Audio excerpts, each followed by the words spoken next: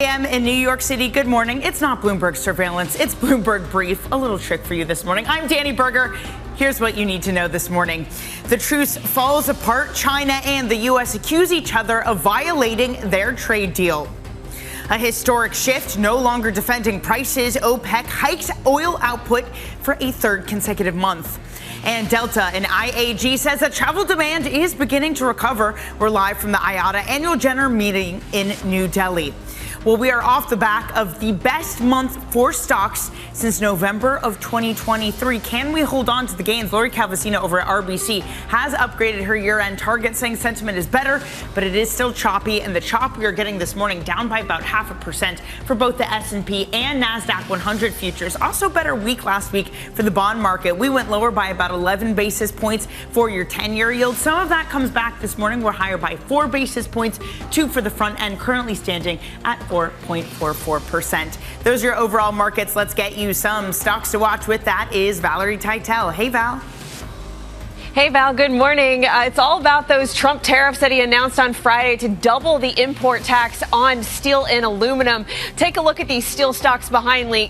Cleveland Cliffs up 27%. Nucor up nearly 13%. They're the biggest producer of steel in the U.S. Let's flip on and check on also the aluminum makers. The biggest primary maker of aluminum in the U.S., Century Aluminum, also up some 13% in the pre-market. Lastly, Danny, let's end on pharma. Moderna given approval by the FDA for their new lower dose COVID shot. Those shares are rising some 5% pre-market. Valerie, really appreciate it. Valerie Teitel there. We'll catch up with you later in the hour. Also this hour, in just moments, Sharon Bell of Goldman Sachs will join us to give her gauge on earnings. Thierry Wizman of Macquarie Group will also give us his call on the dollar. And we'll hear from former U.S. Education Secretary John B. King Jr. on President Trump's attack on elite American universities. Now, earnings season came with a lot of unevenness from companies, a lot of warnings when it comes to dealing with tariffs. But within that, Sharon Bell of Goldman Sachs writes, quote, earnings call sentiment around the theme of CapEx sharply decreased for European companies during the last quarter. The decrease was less pronounced for U.S. companies. I'm pleased to say that Sharon joins us now. Good morning, Sharon. Really great to see you. I wonder if that very fact within itself, that CapEx was more robust around U.S. companies, argues for American stocks catching up to European stocks, which are still outperforming for the year. Absolutely. I mean, European stocks have done extremely well this year. And I think that is related to people wanting to diversify outside of the dollar, outside of the US market, because versus history, it looks relatively expensive.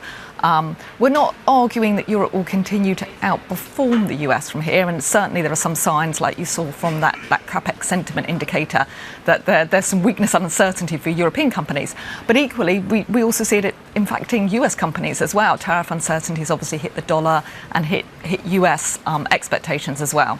I wonder if all of that CapEx, though, Sharon, does it just come down to big tech? There's still such an appetite from the hyperscalers to be spending on things like data centers, which is not as present in Europe. If you don't have big tech, are we getting back into that environment that's the ingredient you need to outperform?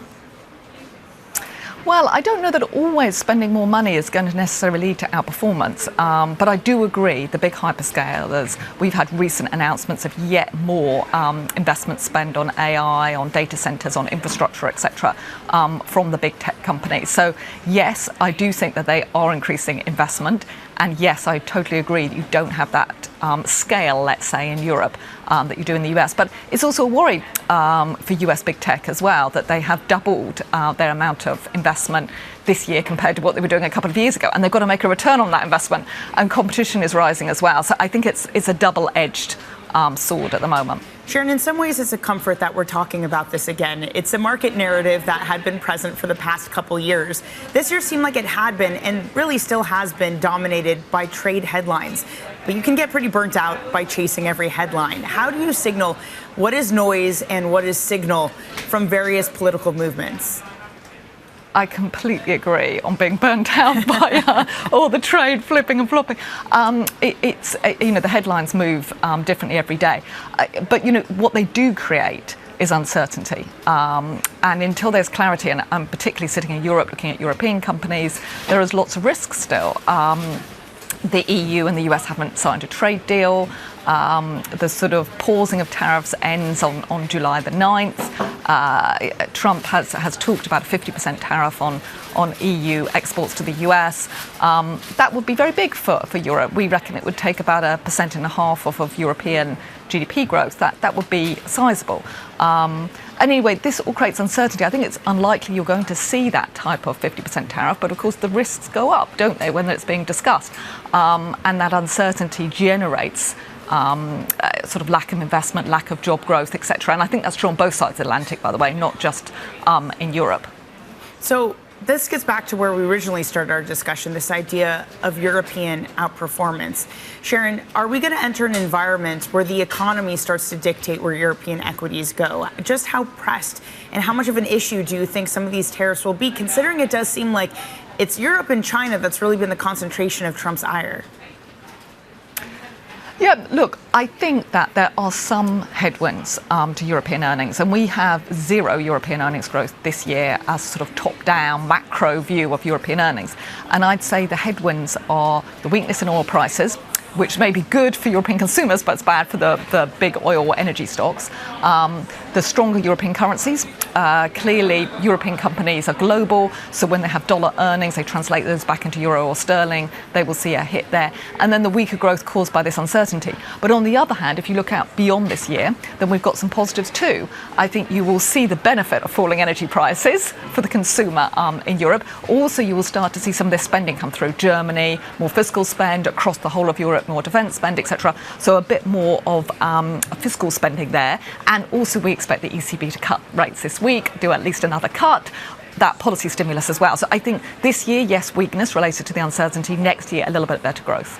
Even dollar weakness, Sharon, in some ways, is that beneficial for European equities, not because of the earnings, but because of the flows? For example, even though U.S. stocks are back into the green this year, if you're an investor sitting where you are, Sharon, in the UK, you're looking at losses because of the dollar weakness. Does that argue for more flows to stay locally? I think you've absolutely hit the nail on the head here. Yes. If you look back at the last decade or so, the strength of the US stock market coincided with a stronger dollar. And even though you had weaker euro and weaker sterling over that period, it didn't protect European stocks. People wanted US assets, partly because you had the Mag 7, you had the tech companies, you had all the growth related to that, but partly because of the stronger dollar as well. Now people are more concerned about the dollar. Trade risks have been a depressing factor on the dollar. You're starting to see particularly European investors, particularly domestic investors, want to invest more back home. And then on top of that, you've got those further out things I talked about, fiscal spend, defence spend. You're also seeing a little bit of deregulations moves in Europe too. The Savings and Investment Union helping to get more capital flows into Europe domestically as well. So there are a few things, I think, that are encouraging European investors, in a way, back to Europe. Sharon, I just want to end with some of the most recent data we've gotten, specifically when it comes to shipping volumes. It's still incredibly depressed, regardless of where you look, regardless of whether it's coming from China or from the EU to the US. Is that a bad signal for where corporate earnings go from here after what we've already heard this earnings season? Yeah, look, I think this year I said we were going to get zero earnings growth for European companies. I think that earnings and GDP will generally be quite weak this year, both in Europe and in the US. And the reason for that is the global trade weakness. You see this in the shipping data. You see this in the soft survey data, less so in the hard economic data yet, but I think you will start to see that from the second quarter data. The third quarter data will be a little bit weaker. And I think all this is related to the uncertainty. Hey, Sharon, also, just thinking about European equities, so much of the growth case for a lot of European companies had been expansion globally and expansion into the U.S. Do we need to start rethinking that? Do we need to start rethinking European business models when it comes to how they achieve high growth? It's a great question. I think, roughly speaking, if you look at the Stock 600, the broad index in Europe, about half of its exposures to Europe, the other half is international. So it's a very international index. And then of that international half, it's kind of 50% US and 50% the rest of the world. So European companies are generally very global, but they have, you're absolutely right, expanded into the US. For all those trends I mentioned before, better economic growth in the US, perhaps more opportunity in terms of technology, and also the stronger dollar as well. And some of those things are reversing. So yeah, we're we're definitely getting more interest in domestic European companies, domestic quality companies. Last week, our worst performing slice or basket in the market was our US exposure European basket. So yes, you are seeing a little bit of that movement now. Sharon, so wonderful to catch up with you on this Monday. Enjoy the rest of your week. Sharon Bell of Goldman Sachs. Let's now get you some other top stories that are trending on the terminal this morning. As the debt ceiling deadline nears, U.S. Treasury Secretary Scott Bessent said the U.S. would never default. The secretary spoke to CBS on Sunday. Well, first of all, Margaret, I will say the United States of America is never going to default. That is never going to happen. That we are on the warning track and we will never hit the wall. Elsewhere, Sanofi agreed to buy Blueprint Medicines in a deal worth at least $9.1 billion. The French drug maker is looking to grow its rare immunology disease portfolio. It will pay $129 per share for Blueprint. And Stanley Fischer, a professor and practitioner of macroeconomics, as well as former vice chair of the Fed, died on Saturday. Fischer served as a governor of the Bank of Israel in a career that also spanned the IMF, World Bank, and MIT. The roster of students he taught was large and influential. It included former Fed chair Ben Bernanke, former ECB president Mario Draghi, and Bank of Japan governor Kazuo Ueda, among many others.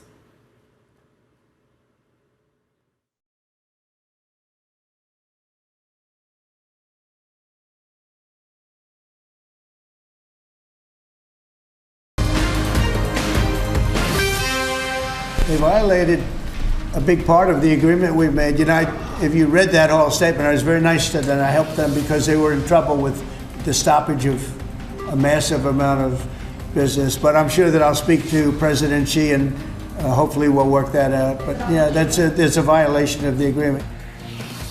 The Chinese Ministry of Commerce now rebuking President Trump's claim, accusing the U.S. of violating the trade agreement, writing that it resolutely rejects the U.S. accusation, going on to say, quote, if the U.S. insists on its own way and continues to damage China's interests, China will continue to take resolute and forceful measures to safeguard its legitimate rights and interests.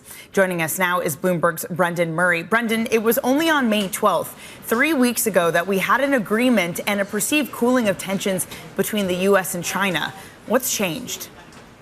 Well, it looks like the temperature is going back up in the other direction. It's you have President Trump's statement from Friday saying no more Mr. Nice Guy, and then the Chinese response today saying, you know, you're not protecting our interests, and this goes beyond the trade world. This would include the U.S. cracking down on Chinese student visas and some other issues that China would find offensive, and so it looks like the sides are going further and further apart to talks than further together. So President Trump, his aides were on the Sunday shows yesterday saying, oh, there are talks coming soon between the two leaders. Well, they've been saying that for a couple of weeks now, and we've yet to see any sign that that's going to happen. And the tensions that we're seeing increasing between the statements that the two governments are trading back and forth would suggest that that's going to be tough to pull together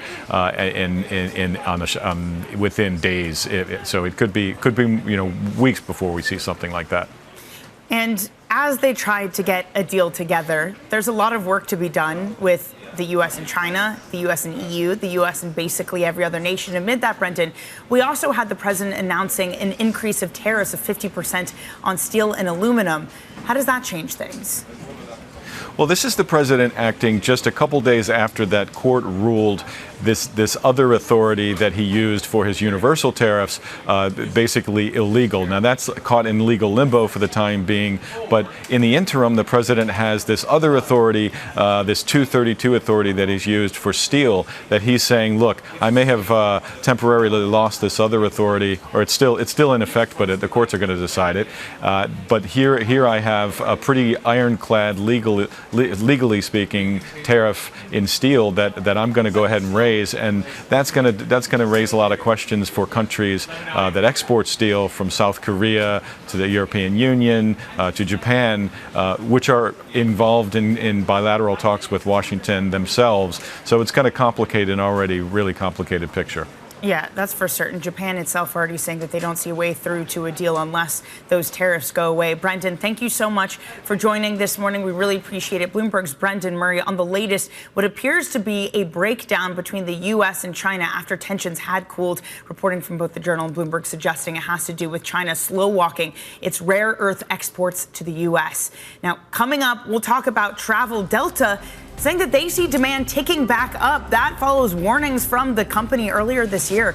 We're going to have more on aviation executives from the IATA Annual General Meeting in New Delhi. All of that's coming up next on your Bloomberg Brief.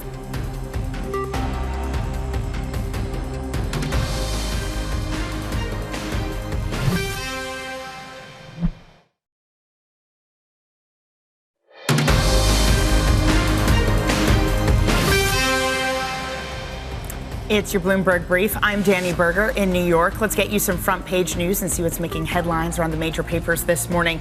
The New York Times leading with a large-scale Ukrainian attack targeting air bases deep in Russia. The Defense Ministry said that drones attacked airfields in 5 regions, stretching across 5 time zones from Siberia to Russia's western border. Russia and Ukraine are set to restart talks after the strikes. And the Washington Post covering a tragedy in the FBI's investigation into an attack on a Jewish gathering in Colorado. 8 people were injured after a man threw an incendiary device at a pedestrian mall. The attack was on people calling for the release of Israel hostages in Gaza. And the Financial Times reporting on the nationalist candidate winning a knife-edge presidential election in Poland over the weekend. The victory deals a heavy blow for Prime Minister Donald Tusk's reform agenda.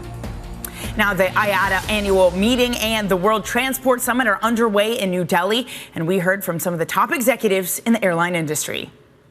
There's no question in the short term with what we've seen coming out of Washington and the political challenges of the trade negotiations, it's choppy at the moment. I think some of these events that we're seeing at the moment are short-term in nature. Year over year, though, demand hasn't fallen. Demand's pretty flat to... The demand for aviation, demand for flying remains strong, and that will continue. Joining us now is Bloomberg's Guy Johnson, who is live at the IATA Annual General Meeting in New Delhi. Guy, great to see you. Some really fantastic and high-profile conversations you've had. What has been your read on sentiment in this industry?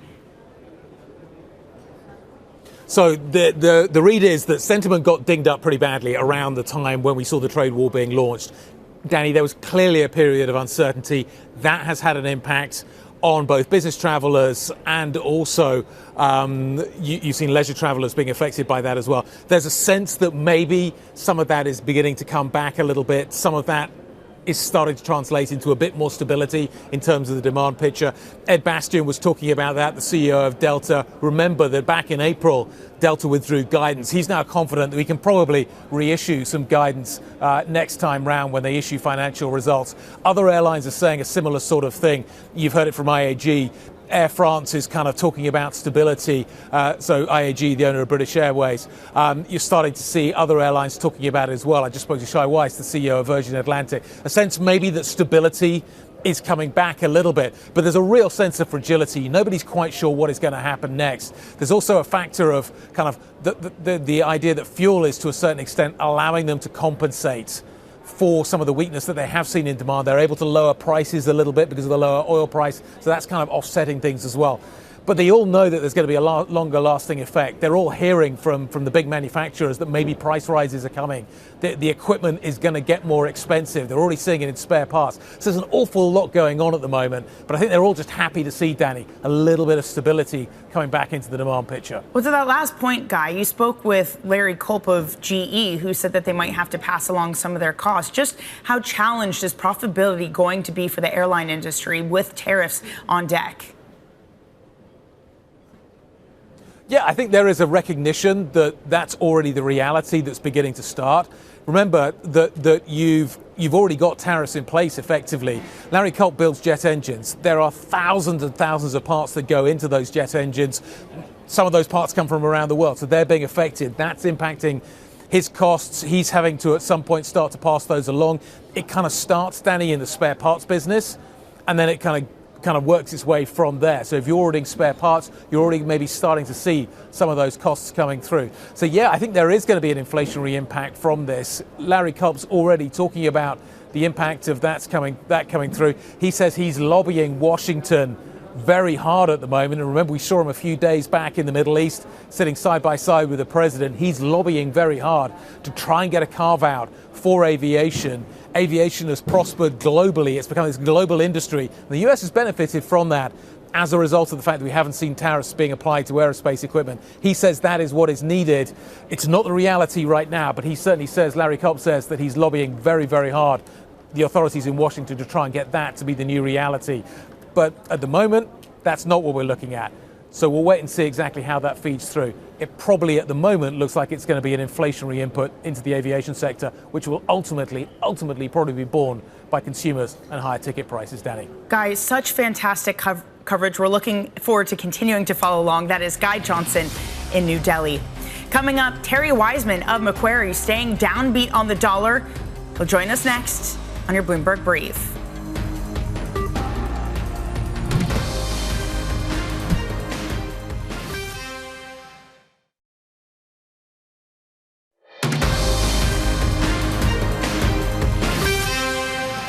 It's 5:30 a.m. in New York City. Good morning. I'm Danny Berger with your Bloomberg Brief. Here's what you need to know. The truce falls apart. China and the U.S. accuse each other of violating their trade deals. A historic shift, no longer defending prices. OPEC hikes oil output for a third consecutive month. And don't miss our exclusive interview with former U.S. Education Secretary John B. King Jr. on the latest funding freeze in higher education. Well, we are back off of the best month for U.S. equities since November of 2023. We're now higher on the year by 0.5%, but we lose steam this morning, down about 0.5% for the S&P, a little bit more for your NASDAQ 100 futures. Lori Calvasino over at RBC raising her price target for the year. Slightly better, she says, sentiment, but still choppy. The bond market, that's also under pressure this morning after rallying by about 11 basis points lower on the 10-year yield last week. We're up by 4 basis points for your 2-year yield. It's about 1 basis point. We have non-farm payrolls. That's the event to pay attention to on Friday. Those are your overall markets. Let's get some stocks to watch here. With that is Valerie Teitel. Hey, Val. Hey, good morning, Danny. Let's start in the metals space because we have those steel and aluminum stocks just flying off the shelves in pre-market after Trump plans to double the tariff to 50% starting Wednesday. Cleveland-Cliffs up 27%. Nucor, this is the biggest U.S. manufacturer of steel, up 13%. Century Aluminum, that's the biggest primary manufacturer of aluminum in the U.S., up some near 14% as well. It's not all good news, though, for those out there on these higher tariffs. The one stock to the downside is Stellantis. They're down 2.4% as they have many of their factories in the U.S. and they depend on imported steel. I want to end on pharma here, Danny. Moderna has just gotten recent approval for its lower dose COVID shot from the FDA. We're seeing those shares of Moderna rise near 5% in the pre-market. Valerie, appreciate it very much. Valerie Teitel. Now, the dollar continuing to weaken this morning, down about 0.5% for the Bloomberg dollar spot. Thierry Wizman of Macquarie Group weighing in on the greenback, writing, quote, "We don't expect that the international system will dump the U.S. dollar, but we do expect that advocacy for the diminishment of use of the U.S. dollar will grow, supported by other slow and steady policy measures to bolster other core currencies." Joining us now is Thierry Wizman, FX and rate strategist at Macquarie Group. Thierry, really wonderful to see you this morning. Good morning. So is it your estimation then that this is not a right sizing of overexposure to American assets we had this start of the year, but rather this is a structural shift that's going on? It's both. The dollar is overvalued and foreign investors are overweight U.S. assets. Now, that's a reflection of the fact that the stock market has rallied in the U.S. more than it has in foreign markets. It's also a reflection of the fact that the dollar has been so strong for 12 years. I mean, you're talking about a cumulative appreciation of the dollar by 40% in real terms since 2012. It's been an unprecedented run for the dollar, and anyone who's been invested in dollar assets that has not been hedged has taken advantage of that run in the dollar, especially if they're sitting abroad. So valuation is part of the story, but valuation is only half of the story. If it weren't for the premise that the U.S. is potentially looking to disengage from the rest of the world, that it's doing that through trade policy, that the whole structure of U.S. engagement with the rest of the world, especially in regard to national security and guaranteeing free trade, if that weren't at risk, I would say valuation might not take us towards a lower dollar. But I do think that between high valuations and the weakening of the brand value of the dollar, that the need for diversification on the part of foreign investors will continue, and that will drive the dollar towards a more normal level, something more commensurate where it's been over the last few decades as opposed to the last 12 years. Well, if you were to just use the normal playbook, you could argue it is for higher dollar. You have a relatively hawkish FOMC. You have the ECB and the Bank of Canada likely to cut rates this week. The data has been holding up. Does any of that cut through? It matters. Central banks matter, and relative interest rates matter. But I would urge here to consider the fact that central banks these days are not being proactive. They're not the drivers of economic policy. They're actually the followers. Economic policy is being driven by diplomats, especially economic policy diplomats. The whole issue with tariffs and trade is really not something under the purview of the central banks. They are being reactive to what the headlines they're reading, just like the market is.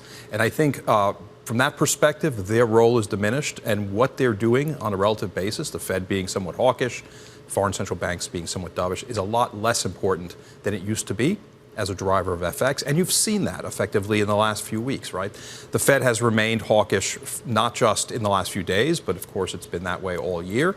The ECB and the BOE have been pointing to lower rates all year, and yet we have seen the dollar appreciate relative to both the euro and pound sterling. So if it is politics driving the economy, how do you distinguish signal between noise? Because it is, we're discussing this in the break, it's headline fatigue. It's constant headline after headline. How do you separate what is meaningful, what gets walked back, and what has a lasting impact on the dollar, on bonds, on risk assets? I think what's important here is that taking a long-term view is what's important, right? It's very difficult to actually try to trade these headlines, especially insofar as we don't know how Washington will act. Everything that they've done so far has been aggressive, it's been abrupt, it's been somewhat pugnacious, and that, of course, does cause headline fatigue. But what we stress to clients is they should take into account not the next few weeks of headlines, but the next few years of direction. And if you approach it that way, and you look at long-term valuation from a long-term perspective and what the dollar has done over the last 12 years, you have to come to the conclusion that there's actually very little risk in taking the view that the dollar will decline from here because it is so rich relative to history. Well, beyond just the dollar declining, what does it do to overall portfolios when you usually have the dollar in there as a stabilizing factor? What changes if that changes? Well, it's interesting you bring that up because not only are we seeing weakness in the dollar in the last few weeks, but we're also seeing a change in the dollar's structural relationship to risk. Yeah. It used to be the fact that the dollar would act as a safe haven. So then when global stocks sold off, the dollar would rally. But we've seen a few weeks, especially since Liberation Day, since April 2nd, where it's been the opposite relationship, right? We've seen stock markets sell off and the dollar sell off at the same time, and vice versa. Stock markets could be strong and the dollar could be strong. That's a very different relationship than we have become accustomed to, and I think it reflects the way the faltering, the fading, the dissipation of the brand value of the dollar. The dollar is no longer seen as a safe haven currency, in part because most of the news that's creating risk is coming from the U.S. and not abroad. So it makes sense that people would read these headlines, read them to be adverse for global trade and global growth, and at the same time sell the dollar. Well, in that quote I read from you to start out, part of the other thing driving it wasn't just the U.S., but other policymakers trying to put forth their currencies as something that can act maybe as that haven. Christine Lagarde has been very explicit in her desire for that to be the case for the euro. But you look at elections in Poland, for example, where you have a Eurosceptic coming into the office.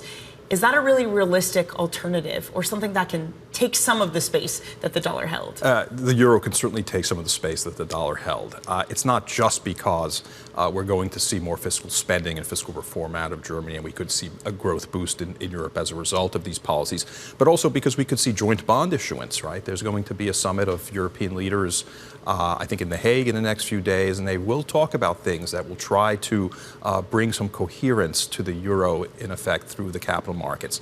Joint bond issuance is one of those things. obviously having a Euro-wide consistent bank regulation is another one of those things, with deposit insurance. All of the things that the Europeans have been talking about for several years now may finally come to the fore over the next couple of years. And I think that will make, or put, let's say, the euro on a more equal footing with the dollar as a place for investors to put fixed income assets into. Terry, it is always a masterclass, and I do just want to plug, if you want to get more of Terry Wizman, he will be joining Bloomberg Surveillance Radio at 7 a.m., so stay tuned for that as well. Terry, thank you so much for joining. Thank you, Dan. We always appreciate your time. Thanks for the pitch. Always be pitching. Terry Wizman of Macquarie Group. All right, let's get you some other stories that are trending on the terminal this morning. Now, as the debt ceiling deadline nears, U.S. Treasury Secretary Scott Bessent said the U.S. would never default. The secretary spoke to CBS yesterday. Well, first of all, Margaret, I will say the United States of America is never going to default. That is never going to happen. That we are on the warning track and we will never hit the wall. And Sanofi has agreed to buy Blueprint Medicines in a deal worth at least $9.1 billion. The French drug maker is looking to grow its rare immunology disease portfolio. Sanofi will pay $129 per share for Blueprint.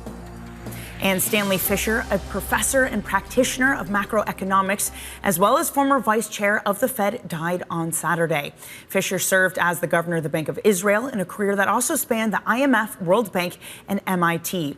The roster of students he taught included former Fed chair Ben Bernanke, former ECB president Mario Draghi, and Bank of Japan governor Kazuo Ueda, among many others, a man that has left a lasting impact.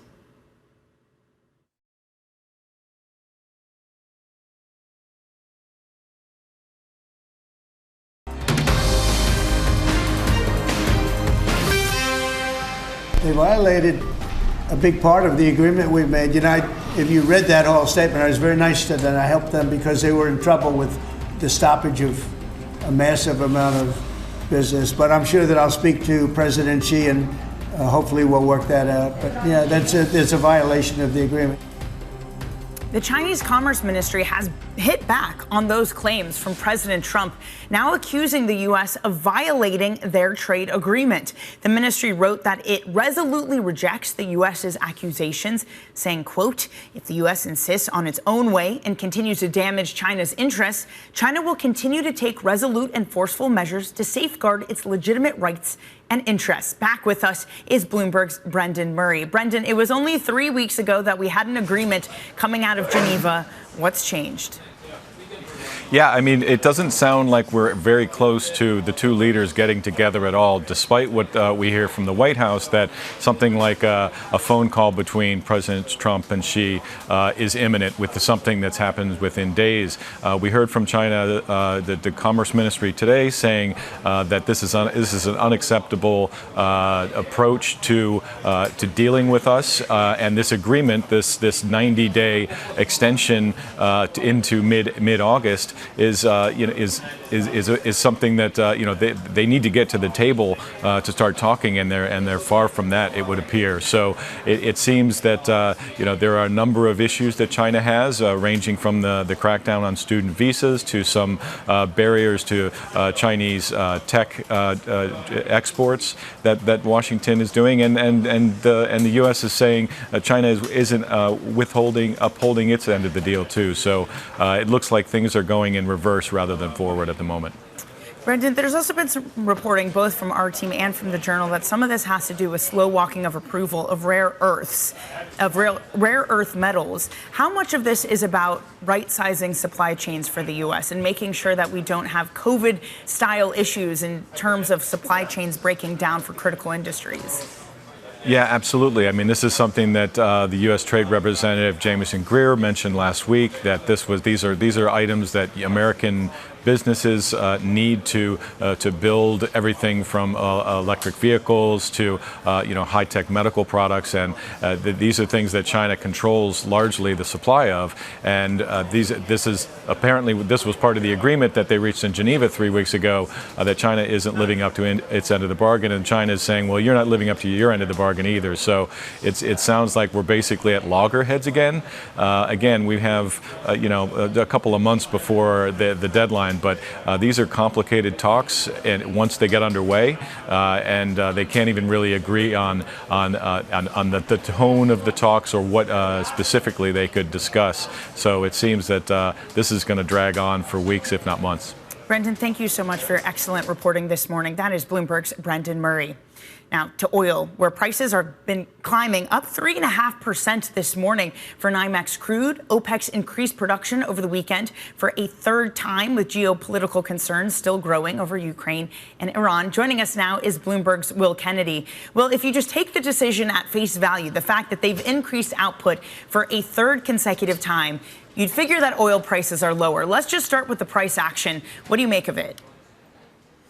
Well, I think the increase that they came up with, 411,000 barrels a day, had been well flagged and priced into the market. There was some discussion that there might have been a bigger increase, and that didn't happen. So I think there's some relief there in the rally this morning. The other thing that came out over the weekend was some difference of opinion between the two biggest members of the OPEC Plus coalition, Saudi Arabia and Russia, with Russia arguing for a possible pause in production increases while the market is assessed. I think that the market will take that dissonance between the two leading members as perhaps bullish and a signal that increases may not come so quickly from here on in.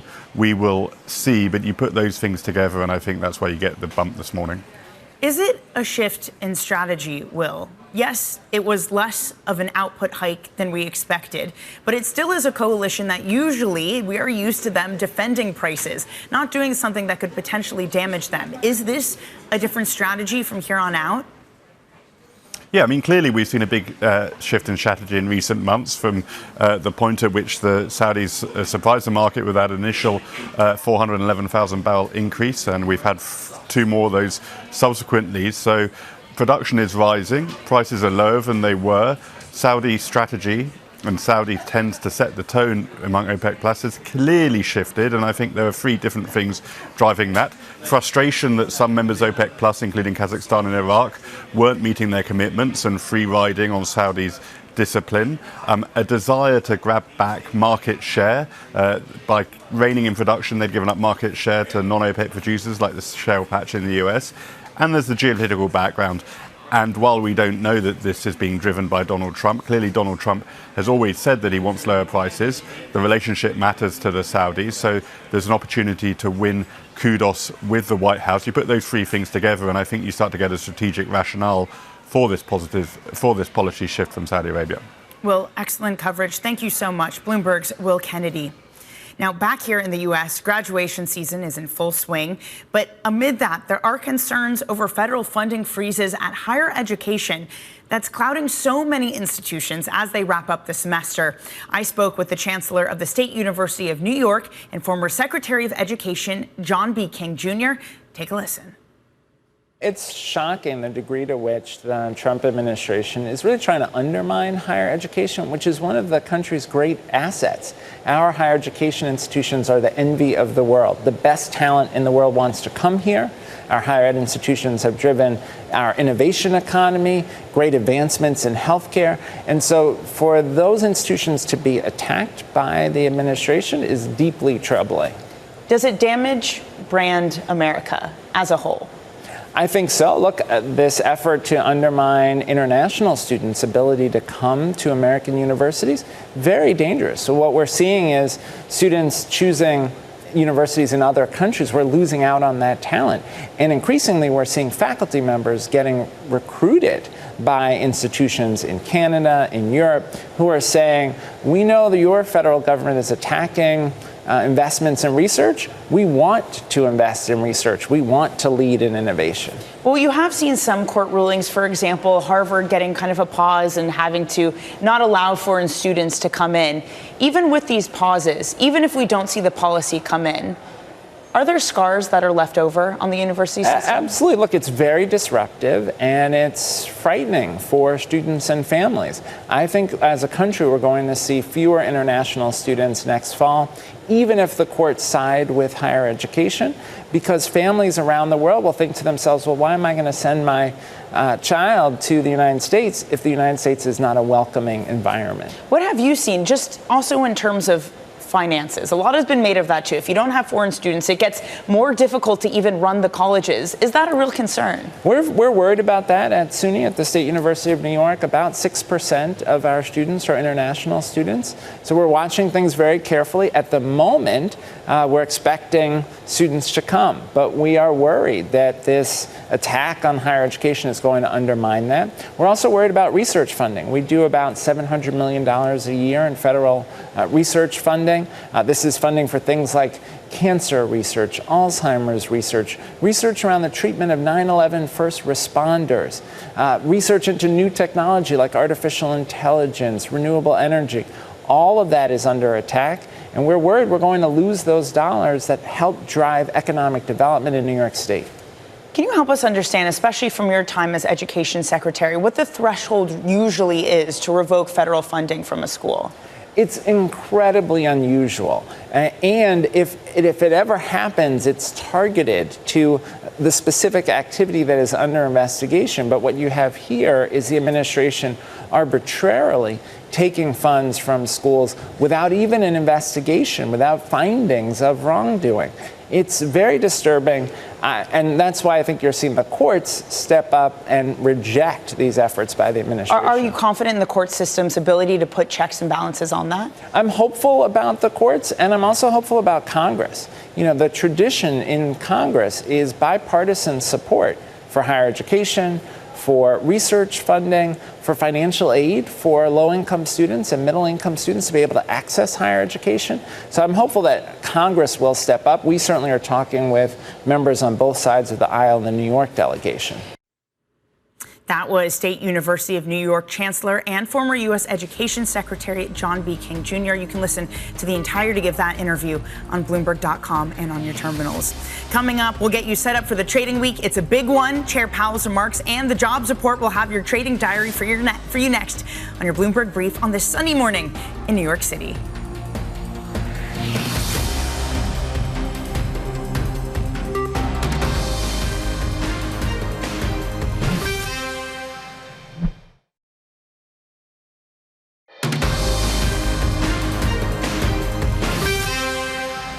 You are watching Bloomberg Brief. I'm Danny Berger in New York. Now let's get you set up for your trading week. Kicking things off, manufacturing PMI, 9:45 and 10 a.m. Eastern. Chair Powell will also be speaking at 1 p.m. And then we're going to get an ECB rate decision that comes on Thursday. And we are going to be wrapping up the week. We're going to get the big report. That is your jobs on Friday. All right, let's get you some individual movers this morning. Cleveland-Cliffs. Now, that's one of the big winners. Steel stocks in general rallying after President Trump saying he would impose a 50% steel and aluminum tariff. That is a boost from 25%, so a big rally of 30%. Sanofi also announcing that it would be buying Blueprint Medicine. Sanofi, the French drug maker. That deal worth $9.1 billion. You can see those shares up 26.8%. Finally, Tesla, that is falling. Chinese EV makers, BYD in particular, really strong volume growth for the month of May, so that hurting Tesla, that down 2%. All right, let's get you a look on the dollar as we head to the end of the hour because it is weaker this morning, down about 0.5%. We were talking with Thierry Wizman of Macquarie earlier, who said it's both structural and a shift out of overexposure to U.S. assets. Morgan Stanley, for their part, sees a decline of 9% for the dollar through next year due to weakness from the U.S. economy. So a lot of bearishness surrounding the impact. All right, that is up for your Bloomberg Brief. Surveillance takes things from here. This is Bloomberg.